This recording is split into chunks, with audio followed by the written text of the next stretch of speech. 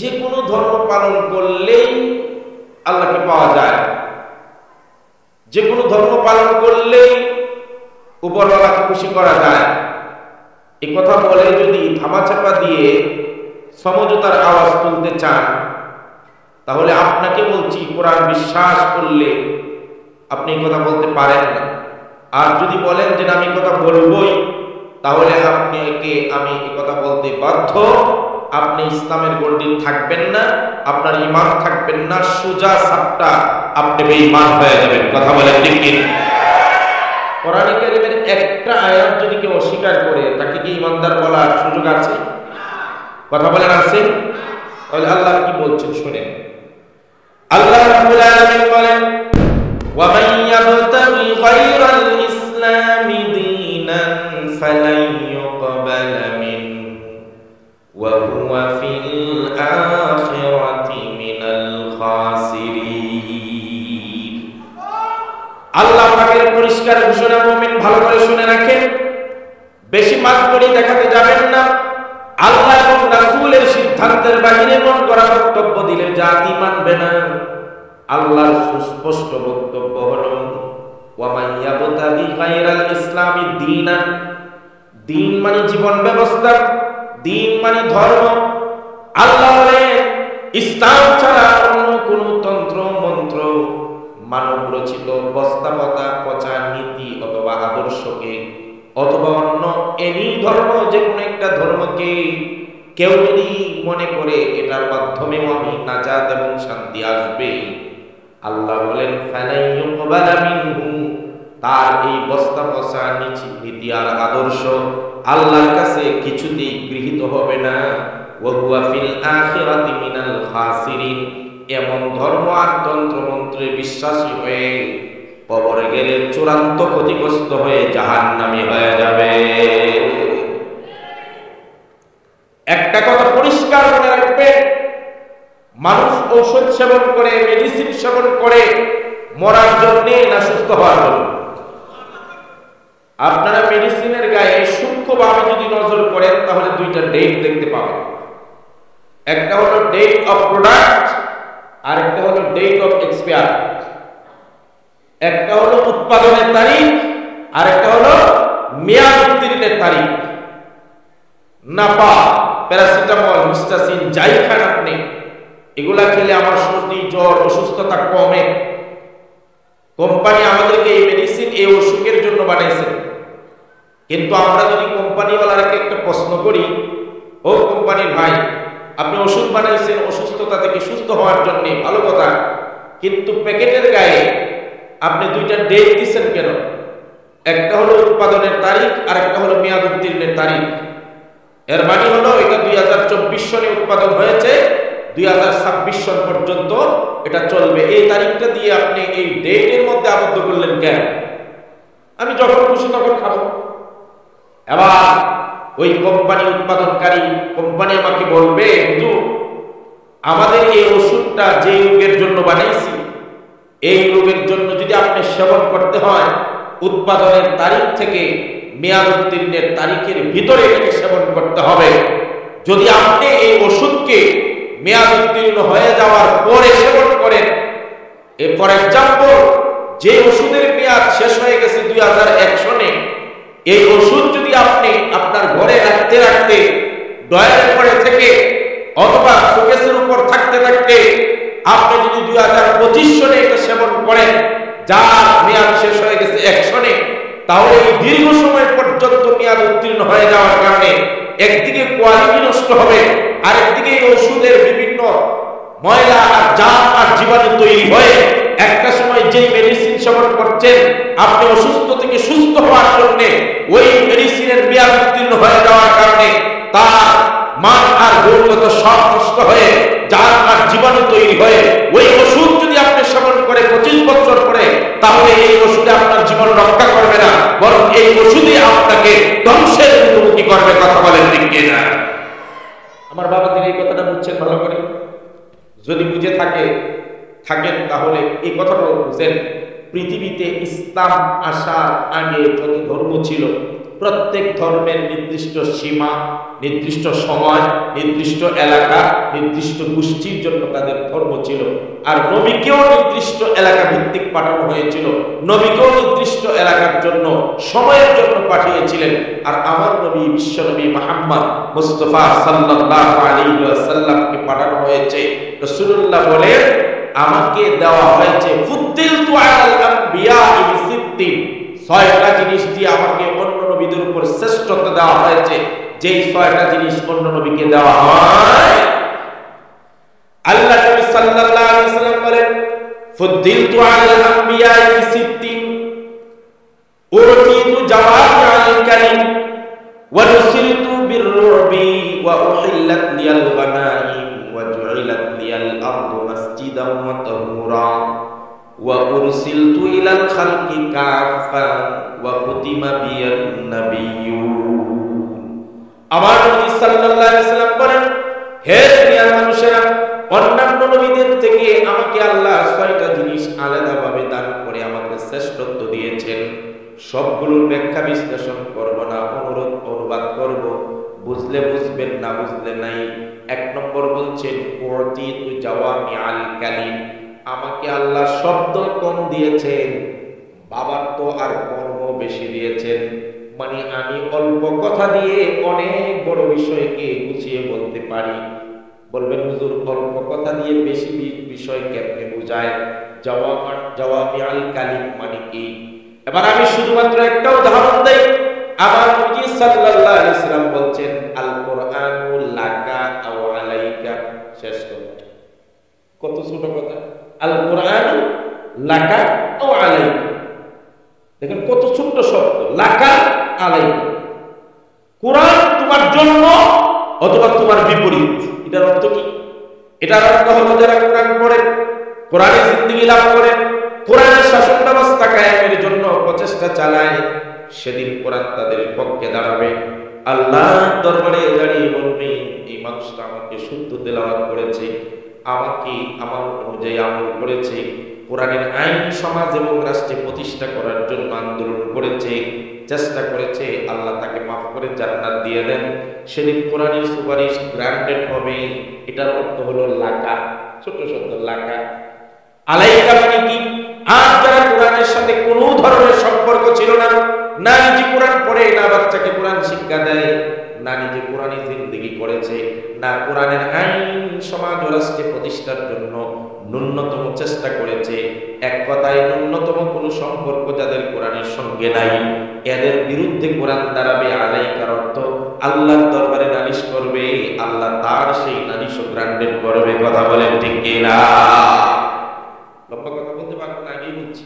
নির্দিষ্ট একটা উদ্দেশ্য আছে, একটা মেসেজ আছে। তো রাসূলুল্লাহ বলেন, আমাকে 6টা জিনিস আলাদাভাবে দেওয়া হচ্ছে। এর মধ্যে একটা হলো জাওয়ামিআল কালিম, অল্প কথায় বেশি জিনিস বোঝানোর মতো যোগ্যতা দিচ্ছে। সুবহানাল্লাহ। 1। 2 নম্বর, নবী সাল্লাল্লাহু আলাইহি ওয়াসাল্লাম বলেন, নুসিলতু বিররুব, আমাকে প্রভাব প্রতিপত্তি দিয়ে সাহায্য করা হয়েছে। নবীজি ছিলেন রাহমাতুল লিল আলামিন, গোটা জগতের জন্য রহমত। কিন্তু সাহাবায়ে কেরাম বলতেন, আমার নবীর চেহারার দিকে তাকাইলে আমাদের ভয় কাজ করত। বেঈমান কাফেররা মুহাম্মদ সাল্লাল্লাহু আলাইহি ওয়াসাল্লামের চুপে চুপ রেখে কথা বলা সহজ পেত না। যেটা বর্তমান আলেম ওলামাদের মধ্যে আছে না? আলেম ওলামাকে কেউ কোনোদিন পিস্তল দিয়ে গুলি করছে, লাঠি দিয়ে বাড়ি দিছে, কার গলা চিপে ধরছে, হ্যাঁ? কিন্তু মামুনুল হককে দেখলে ভয় আছে না? কথা কেন নাকি ওনার নাম নেওয়া নিষেধ? হ্যাঁ, এখন কে নিষেধ নেন? যখন নিষেধ ছিল তখন তুই থামি নাই। আমি তো সরাসরি ওনার ছাত্র, 1 বছর বুখারি পড়েছি, আবার ওই জায়গাটাই পড়েছি যে জায়গাটায় গরম জায়গা, কিতাবুল মাগাজ, যুদ্ধের সাবজেক্টটা পড়েছি। যারা চক্রান্ত করেছিল, ইজ্জতের মালিক কে? হুজুরে কয় না কে? যারা চক্রান্ত করেছিল, কত হাস্যকর বিষয়।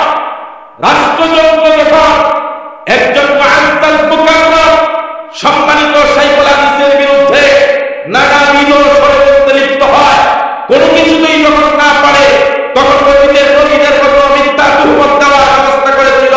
মুসা আলাইহিস সালামের মতো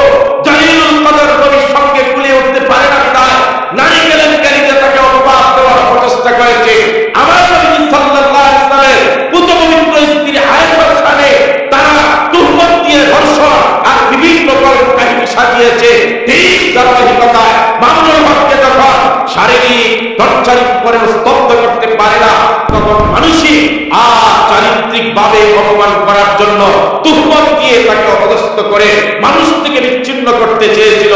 আল্লাহ বলেন, আমি যাকে উঠাইতে চাই সমস্ত দুনিয়াব্যাপী চেষ্টা করে তাকে অবনত করতে পারবে।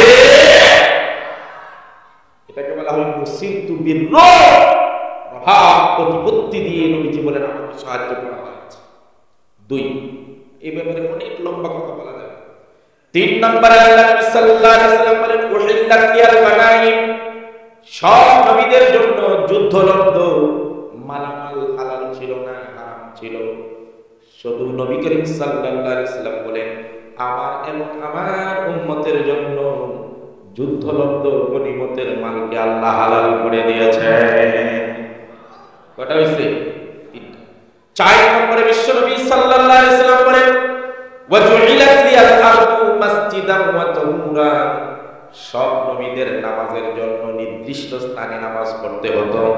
শুধুমাত্র কেবলমাত্র আল্লাহ নবী বিশ্বনবী মুহাম্মদুর রাসূলুল্লাহ সাল্লাল্লাহু আলাইহি ওয়াসাল্লাম বলেন, আমার জন্য, আমার উম্মতের জন্য গোটা পৃথিবীর প্রতি ইঞ্চি মাটিকে সাজদার জায়গা এবং পবিত্র বানিয়ে নামাজের জায়গা বানিয়ে দিয়েছে। সুতরাং যেখানেই আমরা মুসলমান যাব আমাদের সময় হলে সেখানেই কথা বলে না কেন? কিন্তু আমরা এমন একটা সময় অতিবাহিত করেছি, দুঃখের বিষয়, রাঙ্গামাটি আর বান্দরবন হিলটেক্সের পাহাড়ের উপরে গিয়ে এক ছেলে আঘাত দিয়েছিল, মনে নাই আপনাদের? কি দিয়েছিল? তাতে তার বিরুদ্ধে গোটা মিডিয়ার পাড়ায় হইচই লেগে গেছে। কি পরিমাণ তার বিরুদ্ধাচরণ করে, তার বিরুদ্ধে রাষ্ট্রযন্ত্র পর্যন্ত ব্যবহার হয়েছে। মিডিয়া কেন 360 আউলিয়ার দেশে, 92% মুসলমানের দেশে, ইখতিয়ারউদ্দিন মুহাম্মদ বিন বখতিয়ার খালজির দেশে, শাহজালালের দেশে, মুসলিমদের দেশে, মসজিদের নগরীতে আল্লাহর নামের আযান দিবে, এতে তোমাদের কলিজা জ্বলে কেন? এতে তোমাদের মাথা ব্যথা হয় কেন? ওই মেলায় আমরা নামাজ পড়ছিলাম জামাতের সাথে, সেখানেও তোমাদের কলিজা জ্বলে চুলকানি হয়। খোদার কসম, মুসলমান যেখানে যাবে সেখানেই নামাজের জায়গা তৈরি করবে। প্লেনে থাকলেও উম্মত নামাজ পড়বে, গাড়িতে থাকলে গাড়িতেই নামাজের জায়গা হয়ে যাবে, ট্রেনে থাকলে ট্রেনটা মসজিদ হয়ে যাবে। জমিনে কাজ করার সময় আযান হলে সেখানেই মুসলমান নামাজ পড়বে, মাঠে গেলে সেখানে নামাজ পড়বে, এমনকি চাঁদের দেশে গেলেও মুসলিমরা জামাতে নামাজ পড়বে। সুতরাং এই কথাটা পরিষ্কার বলেছি, আগেও আজকেও বলি, আগামী দিনের জন্য বলি, মুসলমানদের আযান, মুসলমানদের নামাজ প্রতি ইঞ্চি জায়গার জন্য আল্লাহ রাসূলের জন্য বৈধ করা হয়েছে। সংসদ থেকে বাজার পর্যন্ত, পাকঘর থেকে সেক্রেটারিয়েট পর্যন্ত, টেকনাফ থেকে তেতুলিয়া, রূপসা থেকে পাথুরিয়া, প্রতি ইঞ্চি জায়গা মুসলমানদের নামাজের জায়গা। কেউ বাধাগ্রস্ত করতে চাইলে তার হাত ঘুরিয়ে দেওয়া হবে।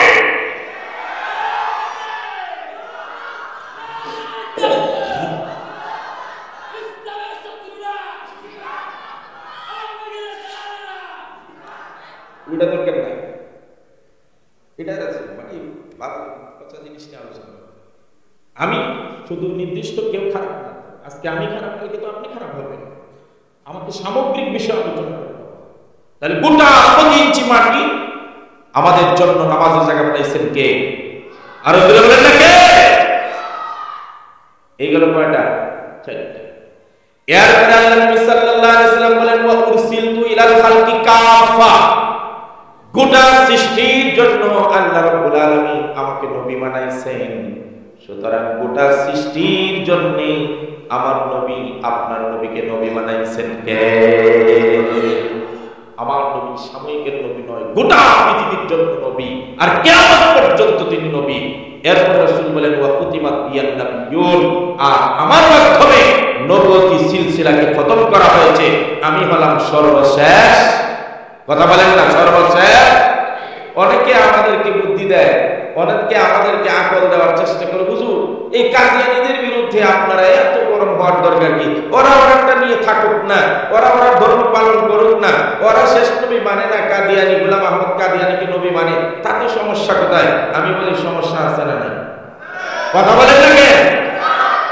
বাটা কোম্পানি বাটা কোম্পানি বাজারে চলে বেশি, অ্যাপেক্স চলে বেশি, লোটো চলে বেশি। এখন যদি কেউ ডুপ্লিকেট কোম্পানি বাটার নাম দিয়ে বানায়, ডুপ্লিকেট মাল দিয়া বাজারজাত করে, বাটা কোম্পানি ঘুমাইবে দেখে দেখে? কি বলেন, ঘুমাবে না মামলা করবে? কারণ কি?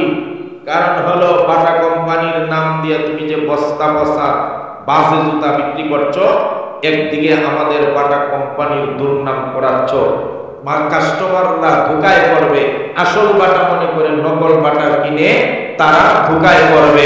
সুতরাং আমরা বলি, আপনি বাটা কোম্পানির নাম দিয়ে নকল জুতা বানাইলে আমাদের সমস্যা, আপনি অন্য নাম দিয়ে যে কোনো জুতা বানান আমাদের আপত্তি নাই।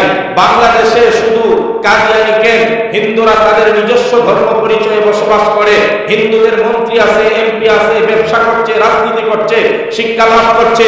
বৌদ্ধরা তাদের ধর্ম পরিচয়ে তারা দুনিয়ার সব কাজকর্ম করছে। খ্রিস্টানরা তাদের ধর্ম পরিচয়ে স্বতন্ত্রভাবে তাদের ধর্ম পরিচয়ে বাংলাদেশে থাকে। আজ পর্যন্ত হুজুররা খ্রিস্টানকে এই দেশ থেকে তাড়িয়ে দাও, হিন্দুর বাড়িঘর চালাও, বৌদ্ধর বাড়িঘর চালাও, এই বক্তব্য দেয় নাই। কিন্তু কাদিয়ানিরা তাদের নিজস্ব ধর্ম নয়, মুসলিম ধর্মের পরিচয় দিয়ে, মুসলমানের পরিচয় দিয়ে, আল্লাহর নবীর ধর্মের উপরকে অস্বীকার করার মাধ্যমে মুসলিম জাতিকে ধোঁকায় পরিণত করছে। যেই বাইতুল্লাহতে মুসলমান ছাড়া কেউ ঢুকতে পারে না, আজকে সে কাদিয়ানিরা পাসপোর্টের মধ্যে ইসলাম পরিচয় দিয়া সেই বাইতুল্লাহতে ঢুকে, যেই রওজা শরীফে ইসলাম পরিচয় ছাড়া কেউ ঢুকতে পারে না, কাদিয়ানিরা কাফের হওয়া সত্ত্বেও সেই রওজা শরীফে ঢুকছে। গোলাম আহমদ কাদিয়ানির অনুসারীরা আজকে ইসলাম আর মুসলমান পরিচয় দিয়ে আইডেন্টি কার্ডের মধ্যে আমার মেয়ে আপনার মেয়েকে বিয়ে করে বেঈমান কাফের বানাইবে, এটা সহ্য করতে পারি না। দুঃখ দিতে পারবে না। যদি তোমার ধর্ম পরিচয় হয়, আলাদা ধর্ম নাম দাও, যে আমরা মুসলিম ধর্ম নয়, আমরা স্বতন্ত্র ধর্ম, এরপর দিন থেকে আমরা কোন একটা কথাও বলবো না। কিন্তু যদি মুসলমান পরিচয় দিয়া 2 নম্বরই করো, দুঃখামি করো, বাংলার জমিনে তোমাদেরকে সাথ দেওয়া হবে না। কথা পরিষ্কার? এই 6টা শ্রেষ্ঠত্ব আমার নবীজিকে দেওয়া হয়েছে। আলাদা বিষয়, প্রসঙ্গে আসলে বলে দিয়েছি। মূল কথা হলো, আমাদের নবী শেষ, আমাদের নবীর উপর নাজিলকৃত কিতাব শেষ, আমাদের নবীর উপর নাজিলকৃত দ্বীন ইসলাম নামক জীবন ব্যবস্থা সর্বশেষ জীবন ব্যবস্থা। যেই দিন আল্লাহর নবীকে নবুয়তি দেওয়া হয়েছে, মুসলিম ধর্মের ইসলাম সূচনা হয়েছে, এরপর থেকে অতীতের যত ধর্ম ছিল, অতীতের যত তন্ত্রমন্ত্র ছিল, সব ডেট অফ এক্সপায়ার হয়ে গেছে। কথা কেন? এগুলা ডেট আছে, আর হুজুরে কম। এখন আমাকে যদি বলেন হুজুর এই ধর্মগুলা ডেট এক্সপায়ার হইল কেন, তাহলে তো আর আধা ঘন্টা আলোচনা করতে হবে। আমি এদিকে আর যাচ্ছি।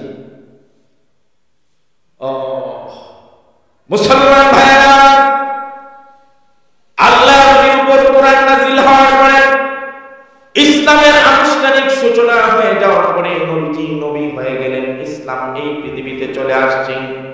আল্লাহ রাব্বুল আলামিন বলেন, ইসলাম যেদিন থেকে পৃথিবীতে আগমন ঘটে গেছে, এরপর থেকে অতীতের যত ধর্ম ছিল সব ধর্মগুলো তাদের মেয়াদ উত্তীর্ণ হয়ে গেছে।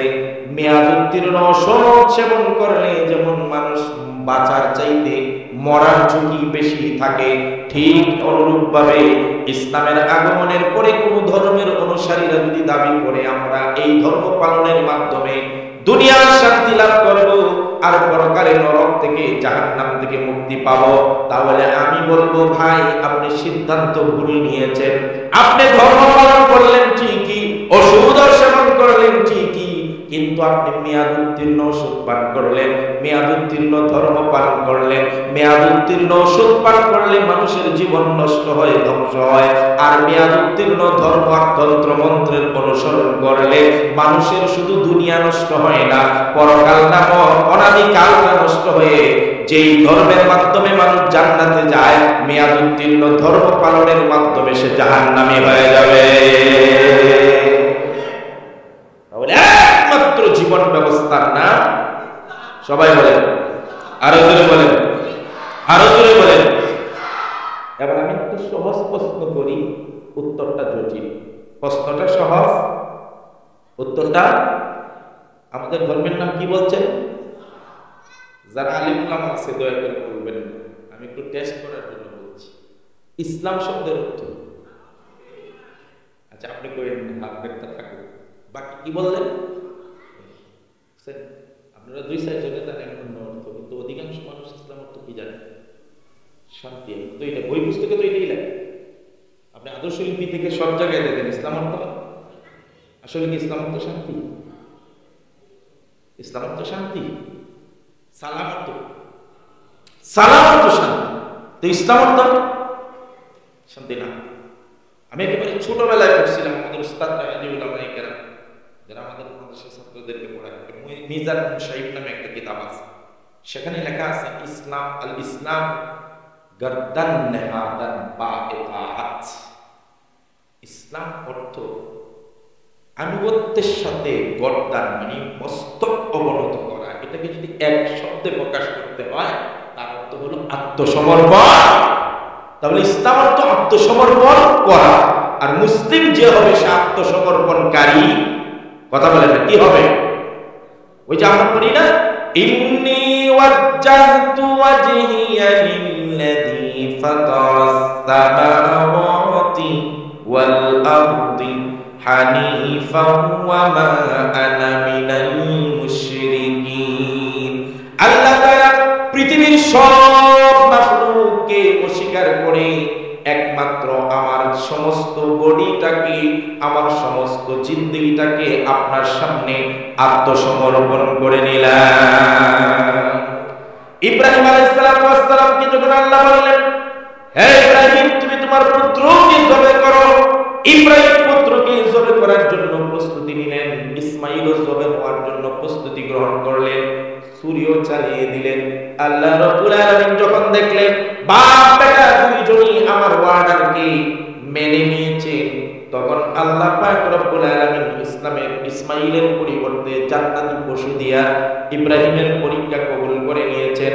যখন আল্লাহ এই অবস্থা দেখলেন তখন বলছিলেন একটা কথা, ফালাম্মা আসলামা ওয়া তাল্লাহু লিল জাবিন।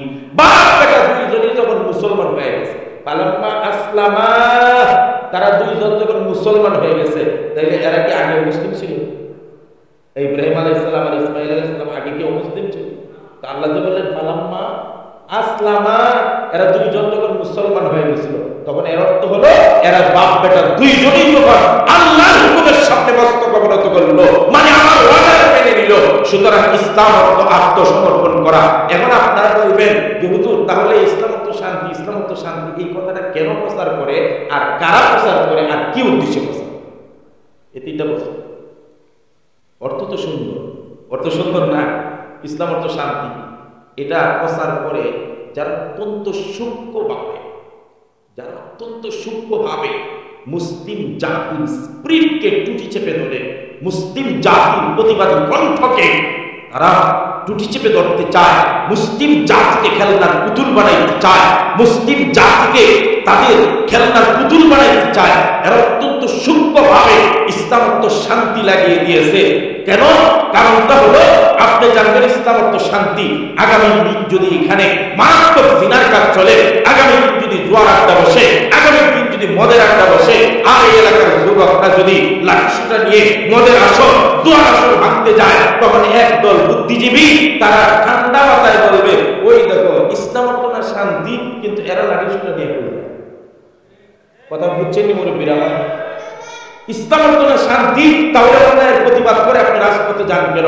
ইসলাম অর্থ শান্তি, তাহলে আপনি রাষ্ট্র যা চাই করুন, আপনি কেন হরতাল রাখবেন? ইসলাম অর্থ শান্তি, আপনি কেন আন্দোলন করবেন? ইসলাম অর্থ শান্তি, আপনি কেন বেঈমানের বিরুদ্ধে জিহাদের কথা বলবেন? ইসলাম অর্থ শান্তি, আপনি কেন যুদ্ধের রদ করবেন? ইসলাম অর্থ শান্তি, আপনারা কেন মামুনুল হকের মতো উচ্চ কণ্ঠে চিল্লায় কথা বলবেন? ইসলাম অর্থ শান্তি, সারাদিন বলে মেও মেও মেও। কথা বুঝছেন না আমার? কথা বুঝছেন? এই লোক সূক্ষ্ম তাদের ষড়যন্ত্র। ইসলাম অর্থ শান্তি এ কথা বলে মুসলমানদের প্রতিবাদী কণ্ঠকে তারা টুটি চেপে ধরতে চায়। তা আমি আপনাদেরকে পাল্টা প্রশ্ন করি, ইসলাম অর্থ শান্তি কারণে যদি অন্যায়ের বিরুদ্ধাচরণ না করা যায়, ইসলাম অর্থ শান্তি এই কারণে যদি উচ্চ কণ্ঠে আওয়াজ না দেওয়া যায়, ইসলাম অর্থ শান্তি কারণে যদি আন্দোলন সংগ্রাম না করা যায়, ইসলাম অর্থ শান্তি এই কারণে যদি জালিমের বিরুদ্ধে হুঙ্কার না দেওয়া যায়, ইসলাম অর্থ শান্তি প্রয়োজনে বেঈমান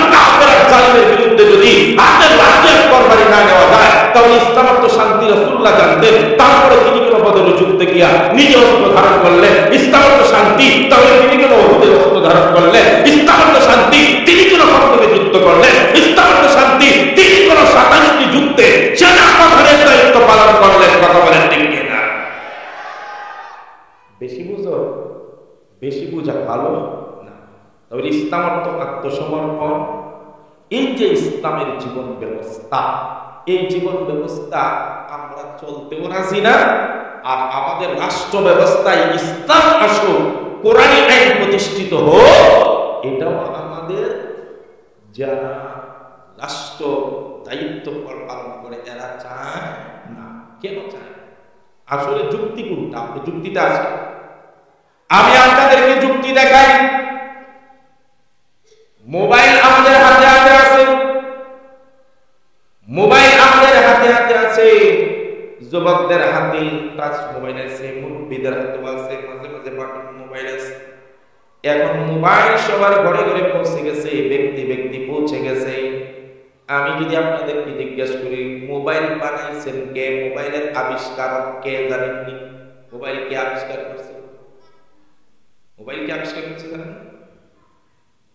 চিন্তা করুন, সবাই মোবাইল চালায়, মোবাইলের কে আবিষ্কারক এটাই জানেন? মোবাইলের আবিষ্কার হলো মার্টিন পিটার। Martin Peter. আচ্ছা, মাইকের এই মাইকের আওয়াজ শুনছেন, মাইকের আবিষ্কার কি? এই মাইক দিয়ে যারা আমরা কথা বলি, এটাও জানেন না? ওরে সুবহানাল্লাহ। মাইকের আবিষ্কার হলো গ্রাহাম বেল। এখন আপনাদেরকে আমি প্রশ্ন করি, মোবাইল যিনি বানাইলেন, এই মোবাইলটার কোয়ালিটি কি? এর ভিতরে স্পেস কি? মোবাইলের কি পরিমাণ ধারণ ক্ষমতা আছে?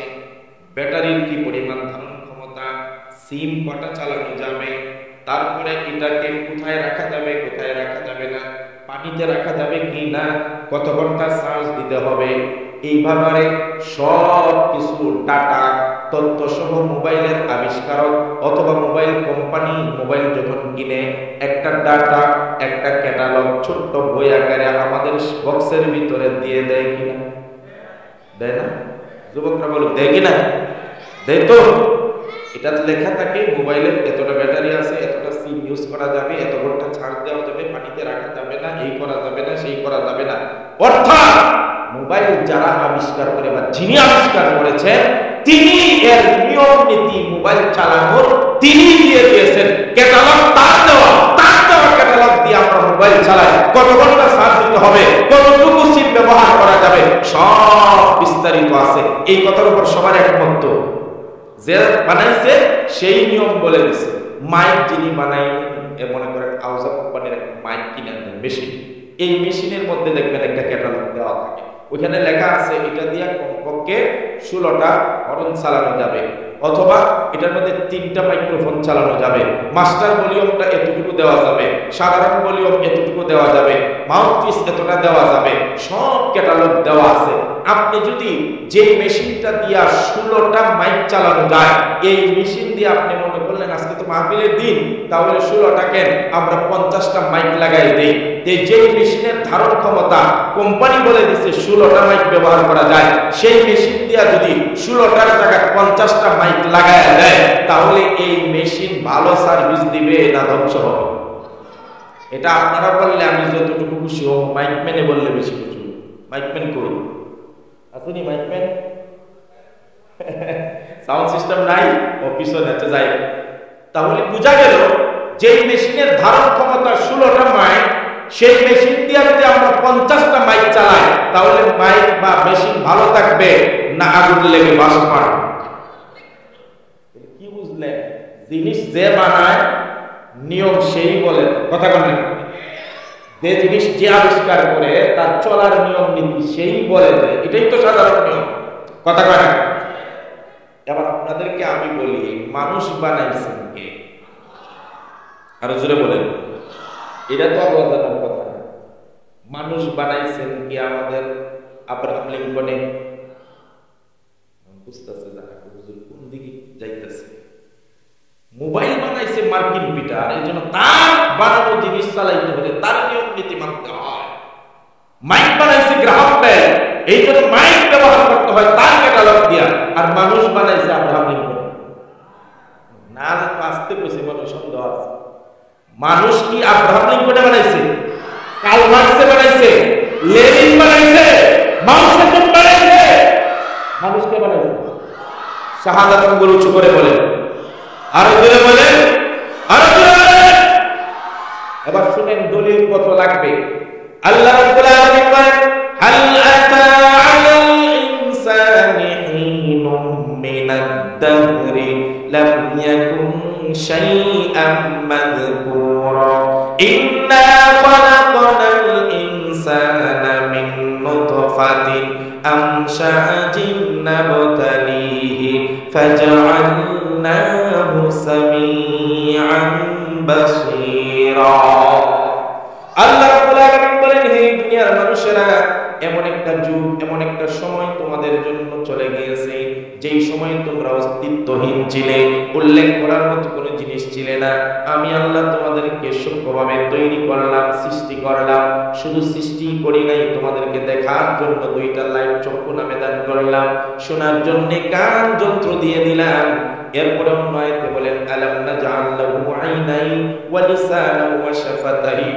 গোলাম রে, আমি তোদেরকে বানাইয়া এই দুইটা চোখকে আমি তোদেরকে দেই নাই, এই জিহ্বার জবানকে আমি আল্লাহ তোদের দেই নাই।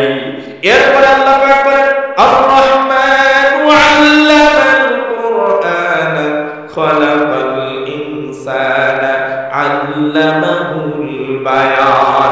হে গোলামেরা, আমি আল্লাহ দয়াময় আল্লাহ, যিনি দয়া করে তোমাদেরকে কোরআন শিখাইলাম। এরপরে তিনি বলেন, আমি দয়া করে মানুষ বানাইলাম।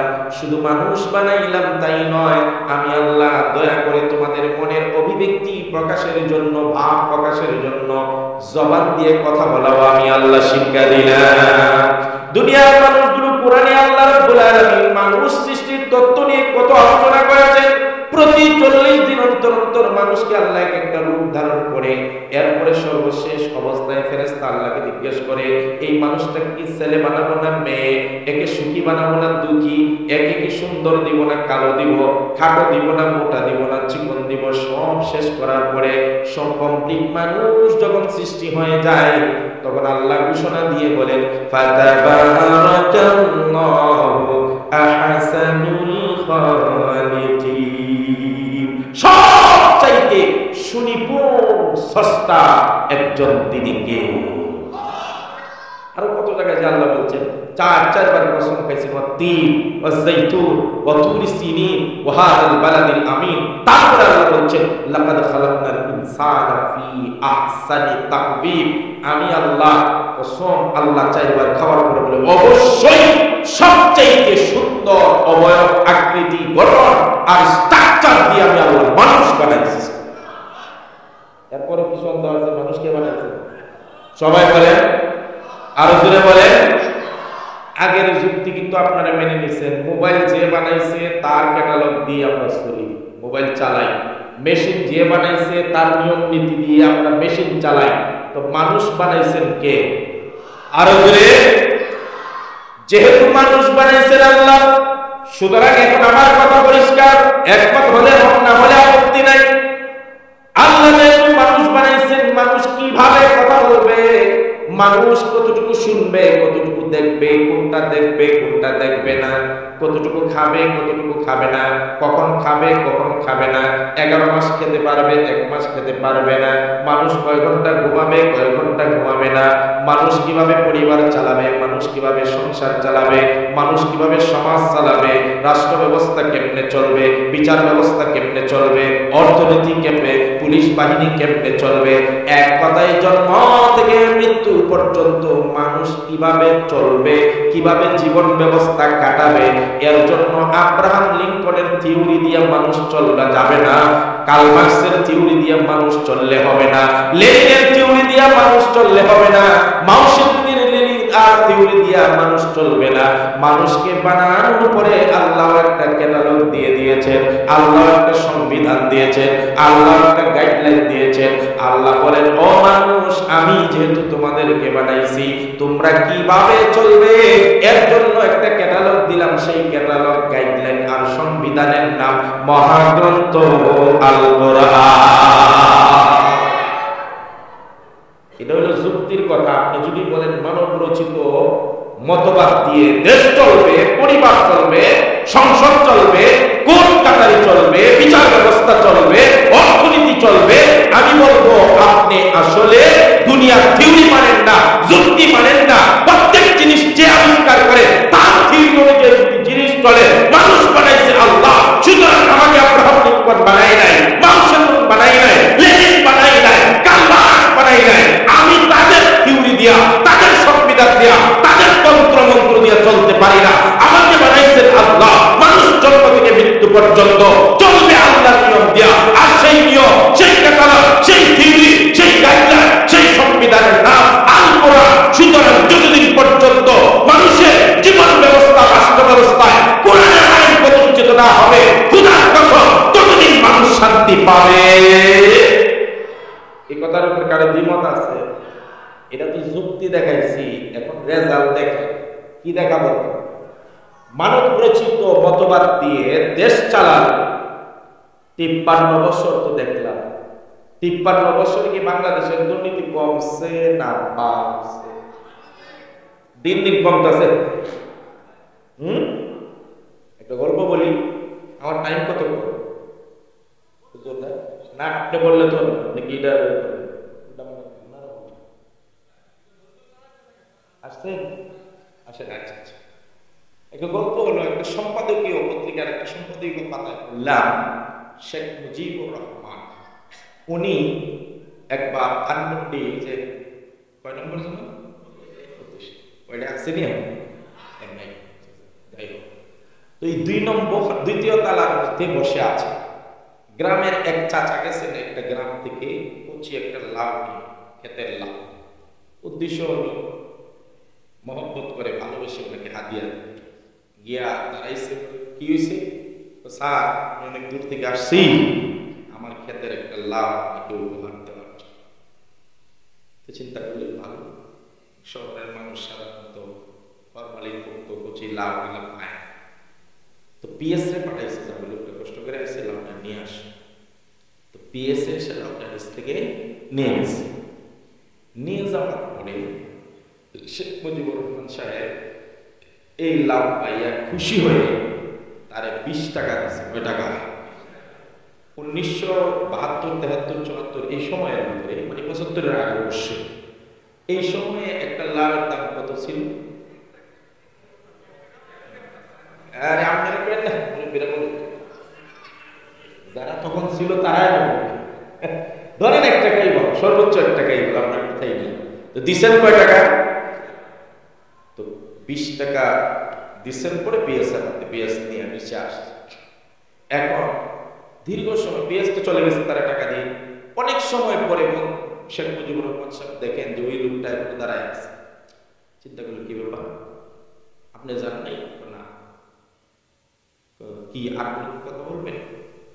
না, কিছু বলবো না, তবে আমার অনেকটা কষ্ট। কি কষ্ট?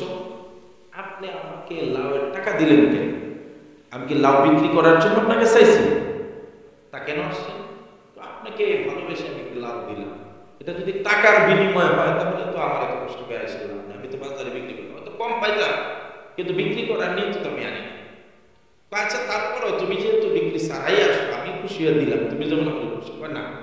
টাকা যদি দেন তাহলে আমি কষ্ট পাবো, আমি যাবো না। তাহলে কি করা যায়? তো টাকা ফেরত দেবো। এখন পিএস রে খুঁজে দেখে পিএস নাই। তো তিনি বললেন, ঠিক আছে তুমি আসো। এবার মুরব্বী টাকা নিয়ে কোথায় গেছে? দোতার গিয়ে টাকা দিচ্ছে। দেওয়ার পরে মুজিবুর রহমান সাহেব, শেখ মুজিবুর রহমান সাহেব দেখে 10 টাকা নিল। কয় টাকা নিল? আশ্চর্য হয়ে গেল, কি হয়েছে? ঠিক জন্মালো, কৌতূহলকে জিজ্ঞেস করে, আরে এই লোকে বললো টাকা দিলে মনে কষ্ট পাবে, টাকা ফেরত দিতে। তো টাকা ফেরত দিবে তো টোটালটা দিবে, অর্ধেক রেখে অর্ধেক ফেরত দেবে। নিলে 20 টাকা অর্ধেক রাখে অর্ধেক দেয়, আবার টাকা দিলে কষ্ট পাবো, বিষয়টা তো ভুলমাল। তখন বললো, এ ভাই, আপনারা বললেন টাকা দিলে আপনি কষ্ট পাবেন, তো আপনি পুরো টাকাটা দেন, 10 টাকা দেন কেন? আর নাহলে পুরোটাই নেন, আমার তো আপত্তি নেই। এবার ওই চাচা বলে, শেখ মুজিবুর রহমান সাহেব, আমি যদি আপনাকে 20 টাকা দিতে হয় তাহলে তো 20 টাকা পেতে হবে। আমি পাইছি 10 টাকা, 20 টাকা দেবো কেমন করে? কয় টাকা পেয়েছি? আমি তো পাইছি 10 টাকা, তো আপনাকে 20 টাকা দেবো কেমন করে? তখন শেখ মুজিবুর রহমান সাহেব বলেছিলেন, যেই দেশের দোতলা থেকে নিচতলায় নামতে 20 টাকার নোট 10 টাকায় পরিণত হয়ে যায়, এই দেশে কোনোদিন দুর্নীতি বন্ধ করা সম্ভব।